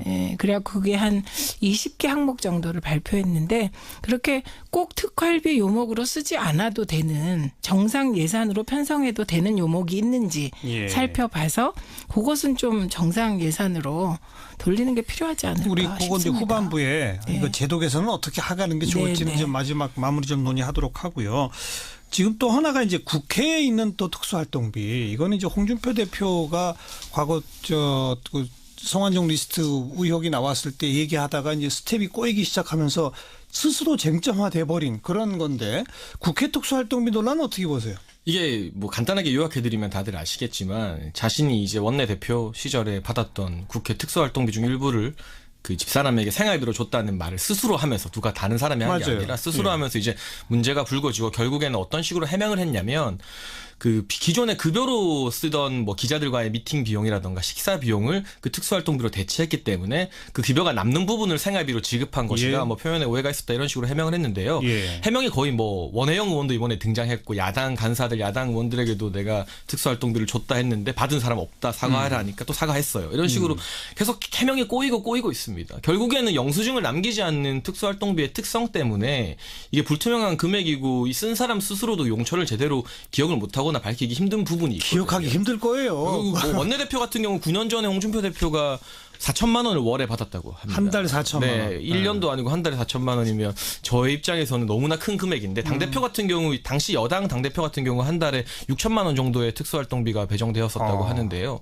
이렇게 국민들은 아마 모르는 분들이 훨씬 많았을 겁니다. 이 정도 규모인지. 이 부분에 대해서 뭐 바른정당 하태경 의원 같은 경우는 국회 특수활동비를 폐지하자 이런 주장도 하고 있는데 이 용초 홍준표 대표의 해명에도 뭐 신뢰성이 좀 떨어져서 본인 스스로 계속해서 발목을 꼬아가는 부분도 있지만 국회에 이렇게 많은 특수활동비가 배정되는데 그래서 과연 어떻게 쓰고 있는지 국회 전체가 국민들에게 좀 잘 설명해 줄 필요도 있는 것 같아요. 최민희 전 의원은 혹시 조금 아시나 모르겠는데 글쎄 그러니까 국정원이나 검찰에서 무슨 정보 수집 활동하고 비밀 공작하고 특수활동비가 필요하다. 많은 국민들이 그 좀 이상하긴 하지만 아유 그건 그럴 수도 있을 것 같아. 이제 이렇게 그냥 넘어갈 것 같은데 국회에 한 당의 원내대표 대표하면 한 달에 4천만 원, 6천만 원이 필요합니까? 그게요. 어디에 쓰는 거죠? 그러니까 이제 야당 원내대표의 경우 제가 이종걸 원내대표 시절에 원내 부대표를 했습니다. 그러면 야당 원내대표로서 해야 될 일이 굉장히 많은 거예요. 우선 원내대표가 되면 모든 의원의 애경사를 다 가야 됩니다. 의무적으로. 대개는 선택적으로 가잖아요. 그런데 의무적으로 다 가다 보면 그 경조사비 또한 만만치 않을 거다. 그건 직위 때문에 가는 거. 이건 뭐 뿐만 아니라 이렇게 이제 원내 대표실에서 할 일이 굉장히 많잖아요. 그게 눈에 보이지 않는 그런 일을 처리하다 보면 원내 부대표들은 일을 굉장히 많이 하게 되는 거예요. 낮과 밤 없이 언제 불러도 나와야 되고 무슨 업무를 시켜도 다 해야 되고 그러니까 이제 원내 대표 입장에서는 그렇게 고생하니까 그 고생하고 나면 진짜 단돈 50만 원이라도 챙겨주게 되는 겁니다. 밤늦게 가면 차비라도 주게 되고. 그러니까 이게 특활비가 다른 곳은 모르겠지만 국회에서 쓰이는 건 주로 그런 돈인 거예요. 그리고 밥도 많이 사야 되고 기자들과도 더 많이 만나야 되고 의무적으로 그런 돈이고요. 그다음에 지금 이제 홍준표 대표님의 경우는 진짜 말을 살짝 비틀어서 불법과 불법 아닌 관행 사이를 왔다 갔다 하시는 건데 이게 이제 그때 성완종 리스트에 1억을 받았다고 나왔잖아요. 그러니까 나 1억 안 받았다. 집에서 모은 돈으로 냈다. 그렇죠. 그게 무슨 말이냐면 경선 비용 어디서 났어? 그 경선 비용 쓴 거 아니야? 그러니까 내가 원내대표 하던 시절에 특활비를 받아서 그거를 남으면 조금씩 아내한테 줬더니 아내가 모아서 1억을 만들어줬다. 이렇게 된 거였거든요. 그 얘기를 지금은 결과적으로 생활비를 아껴서 됐다. 그러니까 다른 것이죠. 그 얘기는 특활비를 남겨서 줬다는 거랑 내 월급을 아내가 모았다는 거 완전히 다른 말씀을 지금 하고 계신 것이지요. 저번에 이제 이게 얽히고 설켜가지고요. 국정원 특수활동비로 시작되니까 야당이 스스로 법무부와 검찰 특수활동비 얘기로 부풀렸고 그러다 보니까 홍준표 대표의 과거 발언이 빌미가 돼서 다시 국회 활동비로 또 이제 또 불똥이 튀고 이런 식인데 아무튼 지금 현재 진행되고 있는 검찰 수사는 뭐 두 분께서는 다 이건 해야 할 일이다. 범죄적 혐의가 분명히 있기 때문에 이런 입장이시고 자유한국당의 특검 법안에 대해서는 좀 두 분 다 부정적이신 생각이니까 오늘은 뭐 그 정도 대화를 나누면 될 것 같고요. 제도 개선 이야기 좀 마무리 조금 더 해봅시다. 아까 최민희 전 의원께서는 항목을 조금 세분화해서 특수활동비로 뭉뚱그려 있는 것 중에 공개해도 될 만한 것들은 좀 다 일반 예산으로 만들어버리는 게 어떠냐 이런 안을 내셨고 장혜찬 씨는 어떻게 보세요? 저는 영수증 처리 못할 이유를 잘 모르겠습니다. 국회 특수활동비 같은 경우 방금 말씀해 주셨지만 그렇게 뭐 추가로 고용을 하거나 야근을 해야 되는 직원들이나 당직자들이 격려하는 비용이라거나 경조사비, 식사비 이런 것들을 왜 영수증 처리를 할 수 없는지 경조사비를 어떻게 영수증 처리를 해요? 기록을 남기거나 그럴 수 있잖아요. 그러니까 제 말은 최소화시킬 수 있는 방안이 있을 것 그러니까 같은데. 영수증을 처리하라고 강요하기는 힘든 돈들인 거예요. 정확히 얘기하면. 그런데 개인적으로 쓰거나 불법적인 게 아니라면 요목은 정리할 수 있을 것 같아요. 그렇죠. 저건 국회 알죠. 특수활동비는.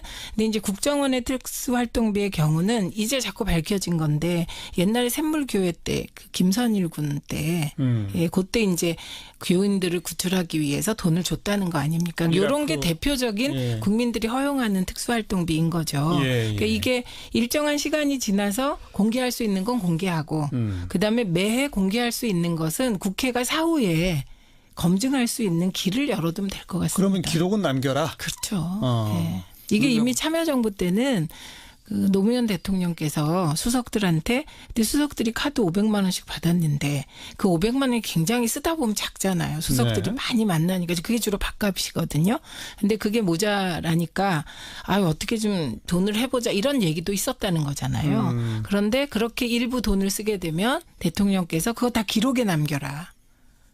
그래갖고 지금 그 기록물을 이제 그 국가기록원에 보내놨다는 거거든요. 그래서 그런 방식 필요할 것 같습니다.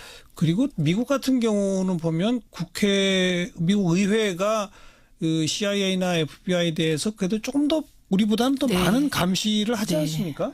그런 것도 우리가 좀 벤치마킹할 수 있지 않을까요? 네, 그런 부분도 그렇고 많은 부분 이제 영수증 처리가 힘들더라도 내역 기록은 충분히 성의를 보일 수 있는 부분이라고 생각되고요. 국민들의 눈높이에서 봤을 때는 저걸 왜 영수증으로 못 남기지 하는 의문이 들 수 있거든요. 그러니까요. 그리고 또 하나 이제 검찰의 특활비 지금 문제되는 부분은 이 법무부와 검찰이 배정받는 특활비가 검찰 특활비로 이제 뭉뚱그려서 배정이 되기 때문에 그게 아니에요. 문제가 그거를 문제를 조금 이제 사실관계는 확인을 해야 되는 게 문제를 지적하고 있는 부분들인데 이 부분에 대해서 아예 시작부터 법무부용 특수활동비, 검찰용 특수활동비를 따로 구분지어서 이 안에서 나누는 게 아니라 아예 구분지어서 처음 시작부터 달리 배정한다면 이 부분에 대한 문제도 조금은 완화될 수 있지 않을까. 그게 285억인데. 그 대목은 제가 그냥 정리를 할게요. 그러니까 법무부가 예산 편성을 해서 예산을 받아요. 근데 거기에 이제 검찰 활동 비용이거든요.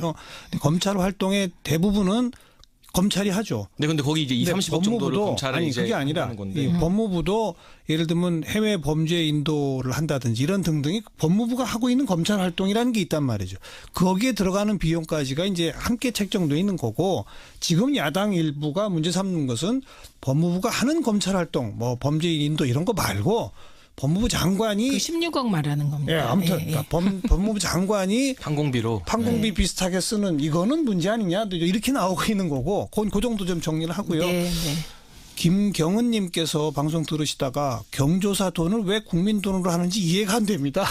그러실 것 같아요. 이런 얘기도 나오고 네. 김승환님 김영란법이 있다는 게 웃기네요. 정치인들 차비, 주유비, 통신비 자기 돈으로 절대 안 내겠군요.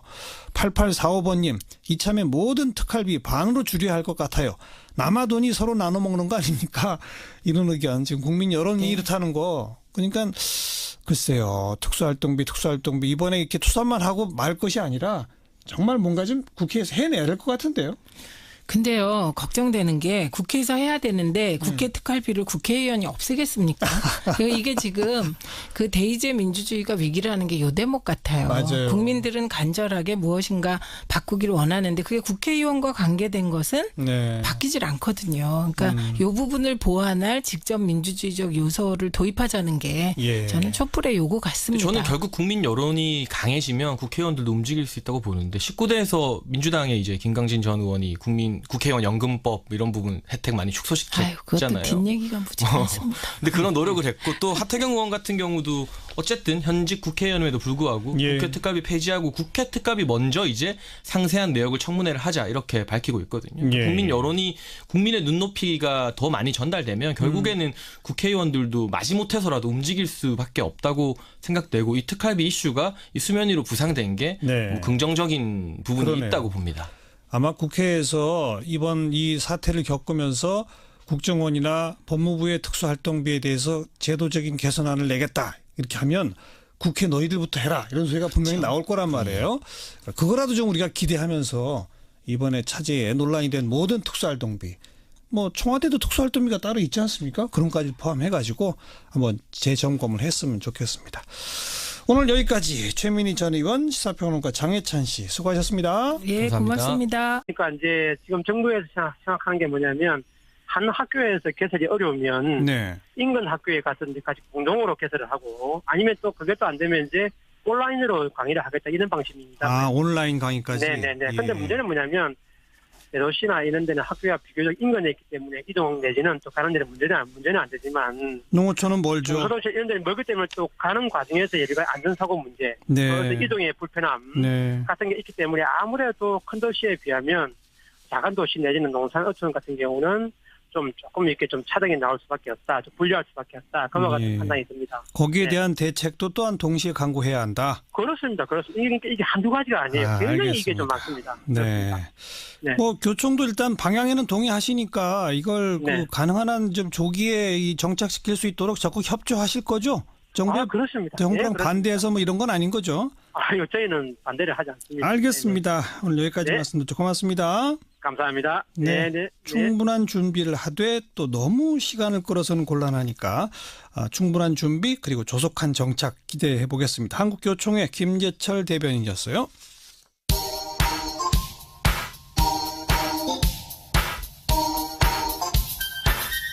시사자키 정관용입니다.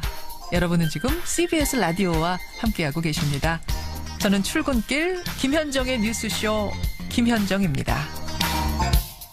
문재인 대통령이 지난 5월 취임한 후에 첫 외부 일정으로 인천공항을 찾아서 공공기관 비정규직 제로 시대를 선언했습니다. 그런데 지금 벌써 6개월이 흘렀는데 아직 하나도 진척되고 있지는 못해요. 게다가 갈등이 또 벌어진답니다. 최근 공청회에서 기존의 인천공항공사 정규직과 비정규직 간의 갈등이 고성과 막말로 터져나오기도 했다는데 이번 주부터 좀 집중적인 논의가 시작된답니다. 이 비정규직 노조 쪽 입장을 들어보겠습니다. 전국 공공운수노조 인천공항 지부의 신철 정책기획국장입니다. 신 국장님 안녕하세요. 네, 안녕하세요. 6개월 지났는데 아직 하나도 안 된 거죠. 지금까지 이제 어떻게 할지 방향만 모색한 거죠. 뭐 논의가 많이 진행됐고요. 그래요? 노사 간 쟁점을 확인했다 이렇게 저는 생각하고 예. 오늘도 지금 2시부터 진행된 회의가 지금도 하고 있습니다. 그래요? 이번 주에는 예. 합의를 위해서 노력하고 있습니다. 예. 지금 인천공항에 전체 직원이 몇 명이고 그중에 정규직이 몇 명, 비정규직이 몇 명이에요? 네, 지금 이제 올해 연말까지 다 뽑힐 것까지 감안하면요. 네. 약 13,000명 정도 되는 거고요. 예. 그중에 이제 정규직은 기획 관리 사무직에 약 1,250명 정도가 일하고요. 비정규직은 연말까지 기준으로 하면 약 1만 명 정도가 인천공항의 각종 시설 운영, 그다음에 시설 유지 보수, 예. 소방, 검색, 경비 등 보안 분야, 예. 그다음에 환경미화 등에서 일하고 있습니다. 약 한 85%에서 87% 사이가 전체 노동자 중에 그 정도가 간접고용 비정규직으로 일하고 있습니다. 정규직은 그냥 기획 관리 그쪽만 있는 거군요. 예, 주로 그쪽에 있습니다. 그 정규직이 지금 노조가 있죠. 네, 있습니다. 그분들하고 지금 비정규직 분들하고 좀 갈등이 있다면서요? 최근에 공청회에서 뭐 고성도 오갔다면서요? 네, 입장 차이가 좀 있는 것도 문제인데, 그날 말씀하신 것 좀 안타까운 고성이 좀 오가기도 했는데요. 네. 연구자의 자질을 문제 삼는다거나, 그래서 좀 감정적으로 흐를 뻔했던 측면이 있고, 예. 정규직 노동자들이 이렇게 발언을 했는데, 우리 환경미화 노동자들이 눈물을 흘리기도 했고요. 예. 좀 그런 안타까운 점이 있었습니다. 그 공청회 관련 기사를 제가 쭉 좀 보니까 쟁점이 두 가지더라고요. 한 10,000명에 달하는 비정규직 중에 정규직화할 대상이 몇 명이냐. 그리고 그 정규직화 한다면 인천공항공사가 직접 고용하는 거냐, 자회사를 통해 고용하는 거냐. 이게 하나의 쟁점이고, 또 하나는 정규직으로 전환할 때 그냥 고용을 바로 승계하는 거냐, 아니면 다시 공개 채용 절차를 밟느냐. 이 두 가지던데 맞죠? 네, 맞습니다. 그럼 하나씩 좀 일단 비정규직의 입장을 말씀해 주세요. 정규직 예. 전환 대상은 어느 정도가 맞다고 보십니까? 공청회에서는 이제 한국농률협회, 그다음에 한국노동사용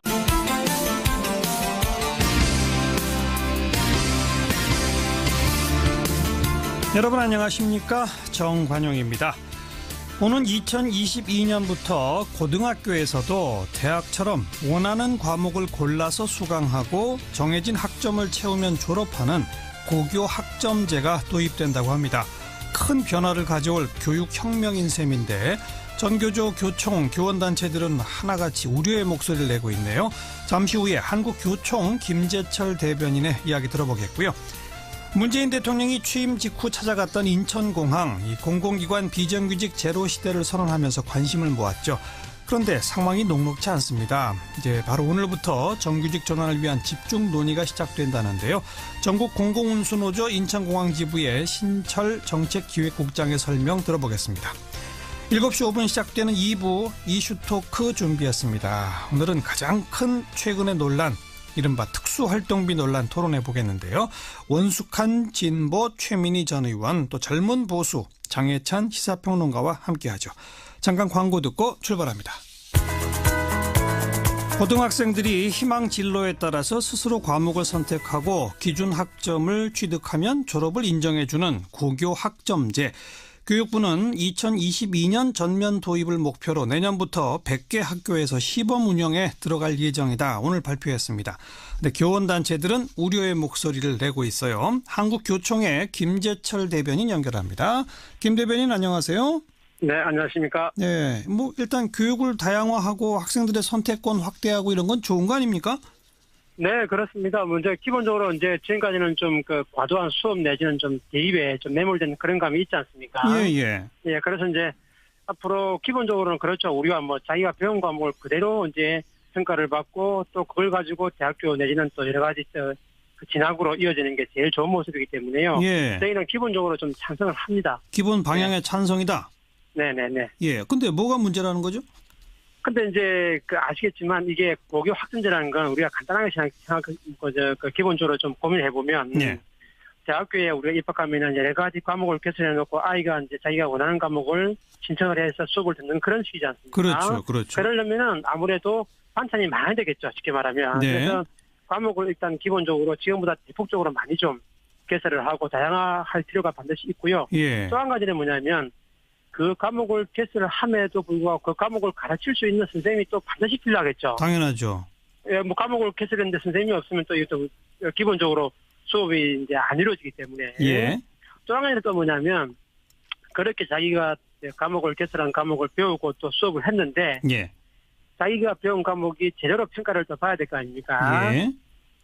평가를 또 봐야 되겠죠, 평가를. 그럼요.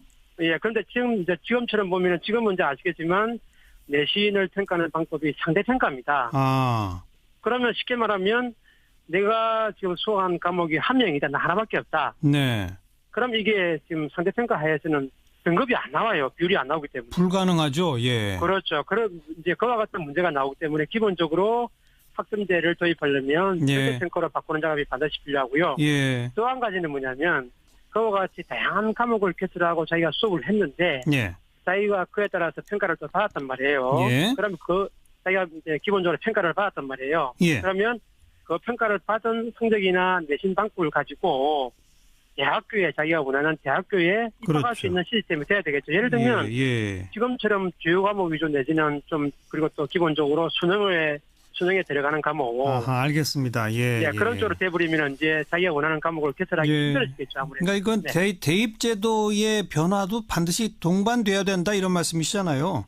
그렇습니다. 그러니까 지금 표현해 주신 과목을 다양하게 개설하고 교사들의 전문성을 제고하고 그 과목을 들은 평가를 절대평가제도로 하고 그걸 근거로 대학에 갈 수 있도록 현재 각자의 단협이라든 이런 것들 다 보존하고 각각 따로 공항공사 교섭할 수 있게끔 저희는 다 그렇게 하겠다. 그래서 정규직 노조의 권리를 침해하거나 뭐 이렇게 안 하겠다라는 걸 이미 말씀드리고 있는 상황입니다. 그 부분에서는 전혀 걱정 안 하셔도 될 거라고 생각합니다.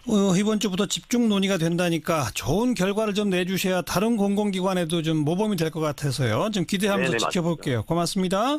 네, 고맙습니다. 전국공공운수노조 인천공항 지부의 신철 정책기획국장이었습니다.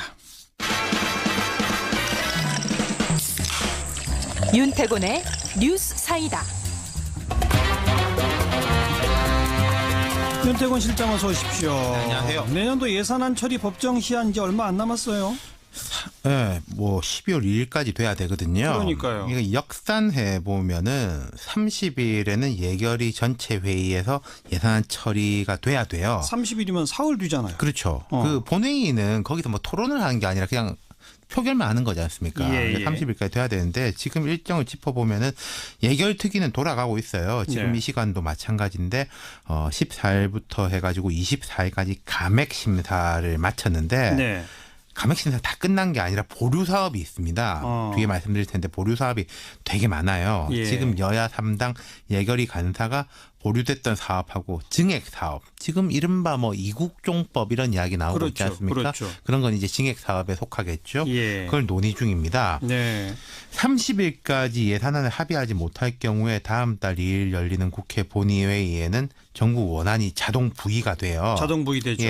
하지만 자동 부의가 되더라도 여야가 심사를 계속해서 수정안을 상정시킬 수가 있는 거고 이거는 부의가 되는 거지 처리가 되는 건 아니거든요. 그래도 어쨌든 자동 상정이라고 하는 거는 새로 만들어진 제도예요. 그렇죠. 국회 선진화법에 따른 거죠. 지금 가장 큰 쟁점이 어떤 것들이에요? 이게 매년 똑같은 이야기인데요. 두 가지로 나눠보면은 쟁점을 가지고 줄다리기를 하고 있고 나머지 부분들은 졸속으로 설렁설렁 넘어가고 있고. 쟁점이 뭐죠? 최대 쟁점은? 공무원 증원하고 최저임금 인상에 따른 일자리 안정 지원 자금 그리고 뭐 탈원전 관련 신재생 에너지 사업 등인데 이제 공무원 증원은 원래 여야가 첨예하게 대립하는 거지 않습니까? 지난번에 이제 추경 예산 때도 이게 쟁점이 되지 않습니까? 그랬죠. 근데 이제 1차적으로 그때는 뭐 저 소방관이라든지 경찰이라든지 군인 이쪽부터인데 이제는 이제 사회복지 쪽이 이제 늘어나는 것이죠. 그리고 최저임금 인상에 따른 일자리 안정자금은 내년도에 최저임금이 큰 폭으로 올라가지고 이제 자영업자, 중소기업 이쪽에 직접 지원하는 게 3조예요. 그렇죠. 이걸로 줄다리기를 하는데 근데 제 생각은 이렇습니다. 이게 뭐냐면요. 야당이 아무리 반대를 하지만은 최저임금 올린 걸 도로 깎을 수는 없잖아요. 안 되죠. 그렇죠. 이럴 때는 이제 야당이 불리한 게 있는데 지원 예산이 확보가 안 되면은 최저임금을 올라놓고 자영업자들은 물론 3조도 부족하다라고 하지만은 이것도 못 주면은 발등에 불이 떨어지고 그 화살은 결국 야당한테 다 돌아가지 않겠습니까? 이건 제가 생각할 땐 좀 처리가 될 것 같아요. 그럼 야당들의 그 논리는 공무원 증원도 뭐 원천 반대 이런 건 또 아니잖아요. 그러니까 뭐 일부는 이제 찬성이고 반대인데 근데 야당 이야기들도 일리가 있는 거 한 가지는 17만 명 하려면은 이제 세목들을 쭉 만들어 와야 되는데 아직도 부족하다 이런 게 있거든요. 그리고 일자리 안정자금 3조 원 같은 경우에도 정부가 원래 내년에만 한다라고 했다가 그게 그 문 대통령 임기 내에 10,000원까지 올리려면 후내년에도 또 올라가야 되는 것이고 내년 지난다고 자영업이 확 잘 되라는 보장도 없지 않습니까? 이걸 2년 유지할 수 있다 이렇게 하고 있기 때문에 거기에 대해서 좀 명확한 걸 내놔라 이런 요구가 있는 거죠. 하지만 말씀드린 대로 시간은 짧아요. 며칠 안 되지만 아무튼 그 큰 쟁점에 대해서 뭔가 타결을 해야 된다 이거고. 그렇죠. 아까 그 쟁점 중심으로 다투되 나머지는 대충 졸속. 졸속은 뭐예요, 그러니까? 이 올해는 또 특수성이 있습니다. 대선이 5월 달에 열렸잖아요. 그리고 박근혜 정부가 대통령 탄핵되고 해가지고 대행 체제였지 않습니까? 예. 결산 자체가 늦어졌어요. 결산이 있어야 예산이 있는 건데, 그리고 예산 편성도 사실은 연초에 박근혜 정부에서 얼개를 잡아놓은 것 하는 이런 준비가 필요하다 이 말씀이죠? 그렇습니다. 그런데 이제 저희가 기본적으로 찬성하지만 또 나름대로 예. 고교 학점제가 지금과 같은 경우는 이제 기본적으로 학년제하고 지금 단위제 아닙니까? 몇 예. 단위만 있어하면 되는데 예. 요걸 근본적으로 바꾸는 시스템에 큰 변화가 오기 때문에 예. 그래서 이제 그렇게 하려면 아까 조금 전에 말씀드린 대로 그와 같은 큰 사안들이 네. 사전에 준비가 안 되면 예. 도입은 물론이고 안착이 안 되기 때문에 예. 그래서 저희가 이제 기본적으로 전제 조건을 많이 좀 말씀을 드린 겁니다. 지금 네. 말씀해 주신 그런 준비를 하기 위해서 내년부터 100개 학교만 시범 운영하자는 게 정부 입장 아닐까요? 네, 이제 우선에 아무래도 이제 일반 학교에 바로 도입하기가 어렵기 때문에요. 네. 그래서 기본적으로 연구학교 내지는 선도학교를 지정해가지고 그렇죠. 실질적으로 한번 제도를 도입해 보면 어떤 문제점이 나오는지 예. 또 그 이후에 일반 학교에 확대하기 위해서는 뭐가 필요한지가 나름대로 이제 강구가 되겠죠. 그렇죠. 예, 그렇습니다. 그러니까 시범 운영에는 찬성하시는 거죠, 교총은? 예, 뭐 이제 저희는 오히려 일반 학교 바로 시행하는 거는 기본적으로 또 지금 할 수도 없을 뿐만 아니라 못하죠. 또 예. 조금처럼 그와 같이 하려면 아무래도 여러 가지 조건들이 많이 필요하기 때문에 예. 기본적으로 좀 시험 학교는 필요하다 이렇게 봅니다. 예. 네. 그러니까 교총은 한마디로 방향에 동의, 그러나 충분한 네. 준비를 하고 천천히 갑시다 이건가요? 그렇습니다. 왜냐하면 그래서 이제 이게 뭐냐면 아마 제가 볼 때는 이제 정부에서는 2022년도가 되면 네. 전면적으로 도입을 하겠다 이렇게 말씀을 주셨는데요. 예. 제가 볼 때는 오히려 조금 전에 말씀을 드렸지만 근본적으로 교육을 바꾸는 대작업이기 때문에 예. 오히려 이 정부가 공약을 했다 그래서 무조건 이 정부 내에 도입을 하고 나름대로 성과를 도출하는 데만 좀 약간 몰두할 게 아니고 아하. 최소한 충분하게 준비를 해서 이 정부의 설사 도입이 어렵더라도 예. 제가 볼 때는 준비를 보다 정교하게 해서 나중에 도입했을 때 혼란이 없도록 하는 게 제가 볼 때는 더 중요하다. 예, 이렇게 예. 저는 좀 생각합니다. 2022년 전면 시행을 딱 못 박지 말아라 이 말씀이군요. 그렇습니다. 네네. 네. 그런데 또 한 가지 변수는 지금 이제 그 학령 아동이 점점 줄어들지 않습니까? 네네. 앞으로 5년, 10년 안에 상당히 큰 폭으로 줄어들기 때문에 사실 고교의 교사 대 학생 수 비율 이런 것도 이제 상당히 좀 선진국 수준으로 가고 있잖아요. 네, 그렇습니다. 그렇다면 우리 교사분들도 이런 식의 그 다양한 과목을 개설해서 뭐 네. 학년에 관계없이 소수의 학생이라도 듣게 하는 이런 거는 교사들한테도 좋은 거 아닐까요? 기본적으로 이제 그 학점제 제도가 기본적으로 갖는 여러 가지 좋은 점이 많기 때문에 예. 제가 볼 때는 학점제를 도입하려면 방금 말씀드린 대로 교과목 내지는 교사 수급도 필요하지만 예.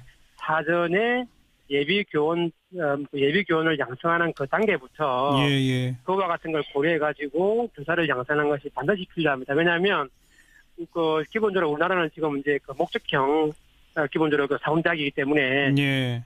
그 교대나 사범대학교 외에 다른 대학교에서 교사를 좀 들어오기 힘들어요. 그렇죠. 그렇다면 뭐냐면 예. 예비교사들이 양성하는 그 단계부터 네. 고교 학점제를 염두에 두고 예. 어느 정도 그 과목에 개설이 많이 되고 있는 또는 수요가 많은 그런 과목들 예. 기준으로는 최소한 예. 미리 준비하는 게 필요하다 그렇게 보여집니다. 교원 네. 양성 체계도 또한 개혁이 동시에 필요하다. 그렇습니다. 그리고 그렇습니다. 대학 입시 제도도 개혁이 필요하고 정말 큰 작업이네요. 이거는요 아마 제가 볼 때는 지금 사실은 이제 기본적인 물리적인 그와 같은 조건들은 제가 볼 때는 정부가 어느 정도 집중을 하고 예. 또 하면 되는데 예. 아마 아이들이 가장 관심이 많은 분야는 뭐냐면 자기가 배운 과목을 가지고 대학교에 과연 갈 수가 있느냐 이 문제거든요. 그렇겠죠. 왜냐하면 제가 이제 배우지만은 또 설사 과목이 개설 안 되면 안 배우면 그만이에요. 네. 근데 문제는 뭐냐면 네. 그렇더라도 자기가 배운 과목이 대학교에 어떻게 반영이 되고 또 내가 배운 과목이 어떻게 평가를 받고 예. 하는 부분이 제가 볼 때는 더 또 큰 문제가 될 수 있다 이렇게 봅니다. 그렇죠. 네. 그리고 규모가 작은 그 농어촌 고등학교들이 있지 않습니까? 그렇습니다. 그런 데들은 다양한 과목을 개설하고 싶어도 어렵지 않을까요? 예, 그런 데는 이제 기본적으로 그 교사 수급도 어렵고요. 예. 또 이게 또 멀다 보니까 두 군데가 발표를 했고요. 이제 저희 생각에는 한국노동사연구소가 발표한 안이 더 적합하다고 생각하는데요. 네. 뭐냐면 네. 그 생명 안전 분야를 직접 고용하라고 이제 정부 가이드라인에 나와 있는데 예. 그건 생명 안전 분야만 직접 고용하라는 뜻이 아닙니다. 예. 생명 안전 분야를 포용해서 직접 고용할 수 있는 건데 이제 공사 측을 이제 대표하는 이제 능률협회는 생명 안전 분야를 아주 협소하게 잡아놓고 그 한 850명 정도만 직접 고용이고 나머지는 다 자회사로 가야 된다라고 주장하고 계시는 건데 이제 한도산 측의 연구 결과를 보면 인천공항공사 법에 보면요. 인천공항 사업 목적과 사업 목표 등에 관리, 운영, 유지 보수가 명시돼 있어요. 그런 거 봤을 때 직접 고용은 지금보다는 더 늘어나야 된다라는 게 저희 주장이고 또 하나는 인천공항 전체가 국가 주요 보안시설로 지정돼 있는 곳이거든요. 그래서 그런 분야이니까 이 분야를 아주 좁게 해석해서 직접 고용을 줄이려고 하는 것은 맞지 않다. 모든 업무가 연결돼 있기도 하고요. 그렇게 주장하고 있습니다. 그런데 또 전원을 다 본사 직접 고용 요구하시는 건 아니죠? 자회사 고용도 어느 정도는 받아들일 수 있는 거죠? 예, 저희가 뭐 자회사라고 말은 하지 않고 별도 회사라고 말씀드리고 있는데요. 별도 회사에 갈 노동자들도 이제 불안해하면 안 되잖아요.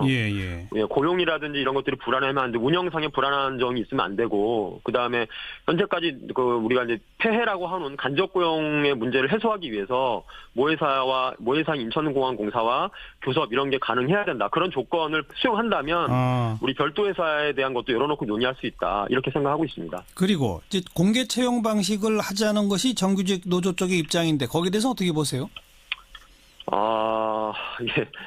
저희가 그동안 수차례 말씀드렸는데요. 다시 한번 명확하게 말씀드리고 싶은 게 우선 있는데 지금 인천공항 비정규직 노동자들이 정규 전환하는 그 업무가 지금 현재 정규직 노동자들이 일하는 기획 사무관리 업무가 아니에요. 전혀 다르죠. 전혀 다른 거고 정규직 노동자 평균 연봉이 한 8천만 원 되는데요. 그 연봉을 받겠다는 것도 전혀 아닙니다.